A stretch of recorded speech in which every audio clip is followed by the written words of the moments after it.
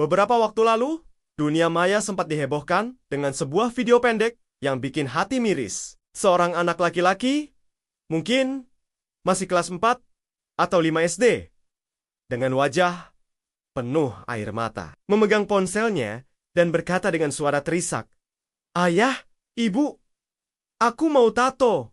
Kalau aku tato, kalian mau lihat aku nggak? Kalian mau perhatikan aku nggak?" Coba bayangkan itu. Sebuah pertanyaan yang menyayat hati. Seorang anak rela menempuh cara yang ekstrem, bahkan menyakiti dirinya sendiri, hanya untuk mendapat satu hal, perhatian.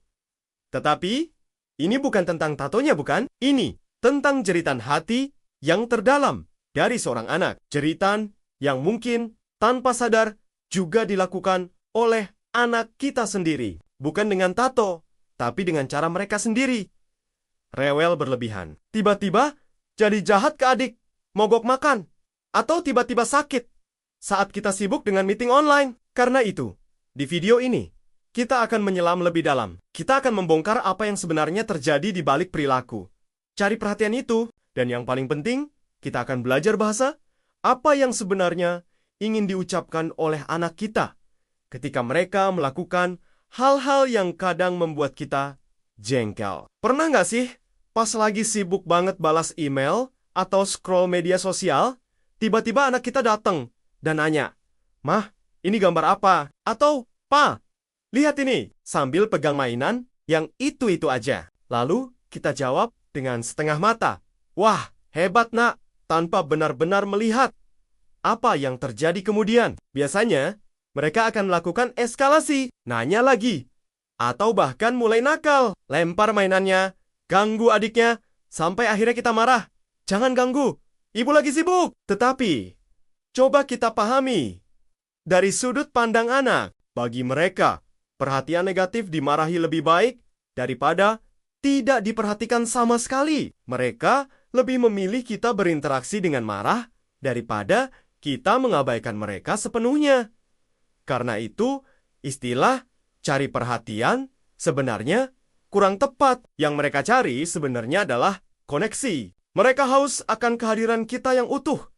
Bukan sekadar fisik ada di dekatnya, tapi pikiran kita ada di ujung dunia lain. Mereka punya bank emosional. Setiap interaksi yang penuh, di mana kita benar-benar melihat mata mereka dan mendengar, itu seperti menyetor uang ke bank. Setoran itulah yang membuat mereka merasa aman dan cukup, sehingga tidak perlu berhutang dengan cara yang negatif. Jadi, bagaimana cara kita menerjemahkan perilaku mereka? Mari kita lihat.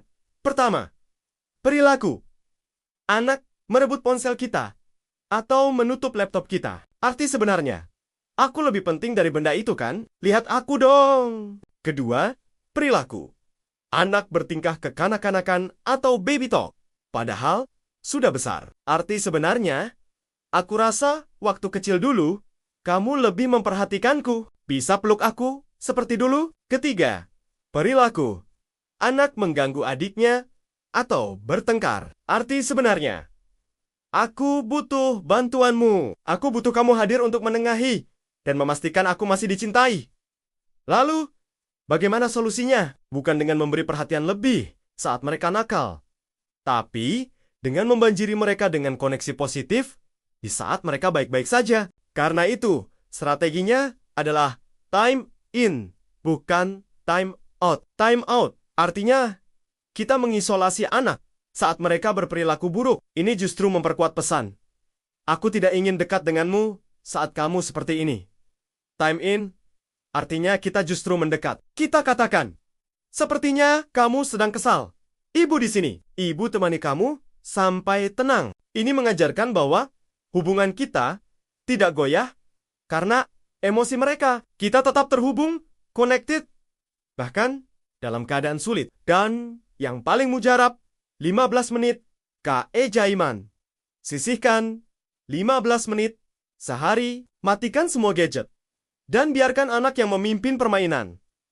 Kita ikuti kemauannya. Ini adalah setoran murni ke bank emosionalnya. Percayalah, setelah ini, mereka akan jauh lebih kooperatif karena tangki cintanya sudah terisi penuh. Jadi, lain kali anak kita bertingkah mencari perhatian, Coba tanya diri kita sendiri. Apakah akhir-akhir ini aku benar-benar hadir untuknya? Atau hanya hadir secara fisik? Mereka tidak membutuhkan kita 24 jam. Mereka butuh kita yang benar-benar hadir 15 menit daripada hadir fisik 24 jam, tapi absen secara mental. Tetapi saya juga tahu, sebagai orang tua, kita lelah, kita punya segudang tanggung jawab. Karena itu, jangan menyalahkan diri sendiri. Mulailah dari hal kecil. Hari ini, coba 1 time in. Besok, coba 15 menit. Kejaiman, lihat. Perlahan-lahan, perubahan dalam diri anak, dan juga dalam hubungan kita dengan mereka. Karena pada akhirnya, yang mereka inginkan bukan mainan terbaru atau hiburan yang wah. Yang mereka inginkan sederhana, yaitu kita sepenuhnya. Bagikan pengalamanmu saat mencoba time in di kolom komentar ya. Mari kita saling berdiskusi. Jika video ini berharga, jangan lupa bagikan ke teman-teman orang tua lainnya. Dan terima kasih sudah menonton.